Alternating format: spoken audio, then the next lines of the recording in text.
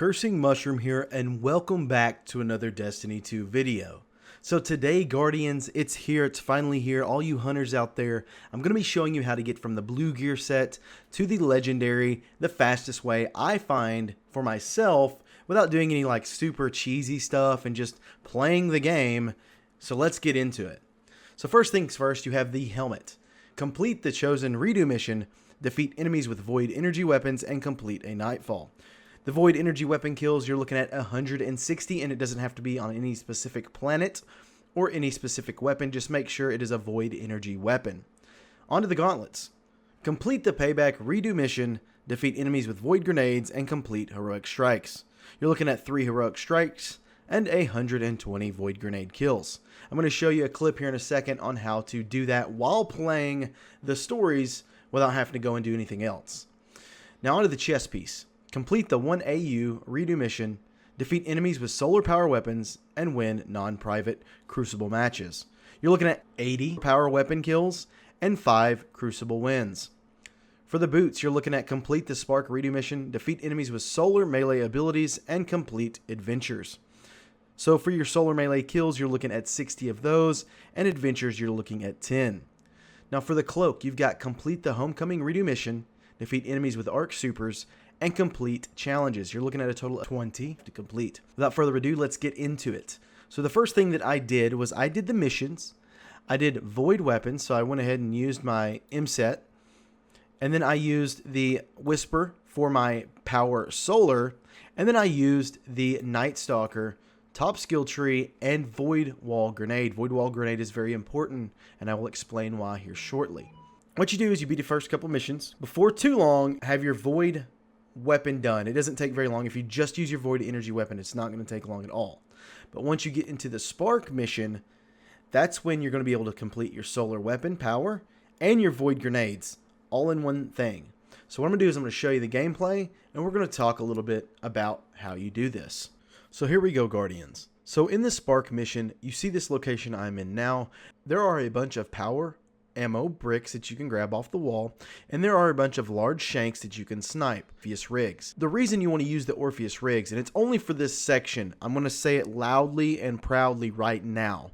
Remove them when you're done farming this, because you will not get completion for this mission if you're not wearing them. I made a mistake and forgot to re-equip my blue boots that I needed to complete this mission. There's a reason that you have to complete this mission with the blue boots, because of this reason right here.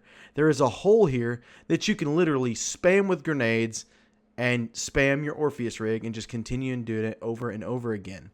Kill some enemies if you didn't get your super back, and then let the enemies kill you, and you'll respawn in the beginning. The reason that this is going to be good for your solar power weapons as well is because there are a bunch of large shanks, and after this end shank here, the one that is aggroing me right now, there are a couple yellow bars and more enemies that you can snipe as well.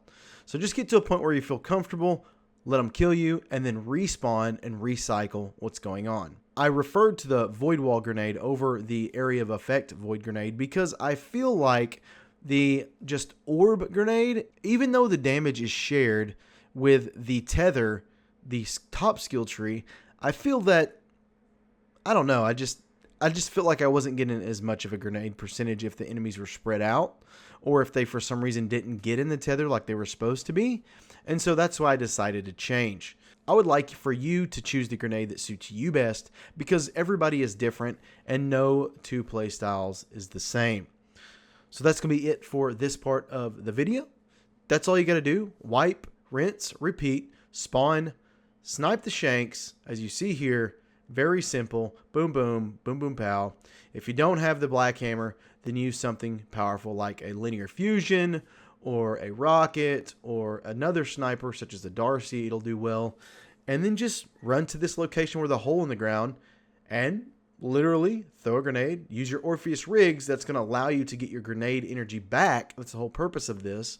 Boom. Hit them. Grenade. Just like that. And you're getting grenade kills, and it all counts as a grenade kill. And the more you tether, the better you do, and so on and so forth. Just make sure that you're using that grenade before you start aggroing enemies, so that way you get it back and you're allowed to use it more than one time. That's the purpose of this. And don't forget, remove the Orpheus rigs before you beat the mission. I have to say that again, Guardians, because I don't want you to mess up. With that being said, let's go on to the rest of the video. So that's how you get the Void Grenade kills without leaving the story missions or what you're doing at the moment. I don't mind doing things that make these challenges easier, but whenever it takes away from another challenge I could be doing at the same time, even if it's faster, I believe it is counterintuitive because you're wasting time when you could be two things at one time. Kind of like the old saying, killing two birds with one stone. It makes sense for me here to just, I'm already doing the mission. Let me just wipe a couple times and complete my grenades really quick so I can move on to solar. So the next thing that I do in my list is I move on to the heroic strikes once I've completed the story missions. And I actually completed my void stuff really quick, and my solar weapons, so I just picked the weapons I wanted, and I actually changed to gunslinger. I'll leave all the armor on pretty much the entire time I'm doing the story missions, except when I change to Orpheus rigs for the spark mission to complete my grenades. And then once I'm done with the story missions, I go to the heroic strikes, and that's when I start changing things up. So I'm trying to get solar melee kills. Okay, that's your throwing knife. Now, if you use the bottom skill tree, you can get your throwing knife back immediately from a precision kill. And if you use the gambler's dodge, you get your melee back fully when you dodge near an enemy. And then what you want to use is the Ophidius Spathe. What it does is gives you 2 knives per charge. Note that when you dodge roll near an enemy, it will not recharge one knife. It will recharge both. So if you're not very good with knife kills, use like a submachine gun, soften up the enemy, and just at least hit them. And then you'll finish them off. Do that for 2 enemies. Dodge roll and get 2 more back. Wait for your dodge roll again, get 2 more back. And just keep doing that process. Now, if you can land those crits, amazing. And then if it seems just too hard for you, what you can do is you can go to Mars. And you can go to the Braytech Futurescape location. And go to that Lost Sector. And there's a bunch of acolytes and thralls. And that makes it really easy to get throwing knife precision kills. But let's continue with the heroic strikes. I actually finished my knife throws about 2 strikes in, and I swapped to arc for my arc super kills, which you have to get 200 of those, I believe is what it is. That's when I changed to arc strider. I used bottom skill tree, flux grenade. The reason I'm using flux grenade is just for my risk runner, and then marksman's dodge for my reload of my weapon, just because. And then I swapped to Raiden Flux. What it does is quick successive attacks with Arc Staff increases damage output and duration. So that way you can get a longer super, and it makes it really easy to get these super kills. That's the one thing about the Hunter, of all of the things that you've got going on, you've actually got something that benefits your super to extend it, which is really nice because it allows you to get the super kills really easily. Now, once I completed my heroic strikes, by this point I had completed my solar melee. I still had some arc super kills. I went on to the Nightfall and continued using the same method here. Weapons, it's really your choice at this point, but into the Nightfall, I believe I was using this right here. Nothing too crazy. A little bit of range for those Void Minotaurs, and then the Whisper for the boss. And I kept the Arc Strider on with the Raiden Flux. And at that point is when I actually completed the arc super kills. It only took me a short period of time. And you can also wipe in the beginning, leave 1 Minotaur and wipe if you want to, and, you know, get a bunch of arc super kills. But to me, I just played through the Nightfall and it was fine. Now, after that, we decided to do the adventures and finish our challenges. The thing about the Hunter that really bothers me is you have to do 20 challenges. And it's not that the Hunter is difficult to do. It's the fact that 20 challenges may interfere with some of the other things you're doing. So if you're trying to do adventures, sometimes it's hard to do the adventure and the challenge at the same time. Now, I would match my challenge with my adventure. For instance, if I went to Earth and it told me to kill Fallen, I would look for an adventure that had Fallen enemies and kind of killed 2 birds with 1 stone. Again, we're all about reducing the time that you have to do this stuff without having to go to a different event and farm something.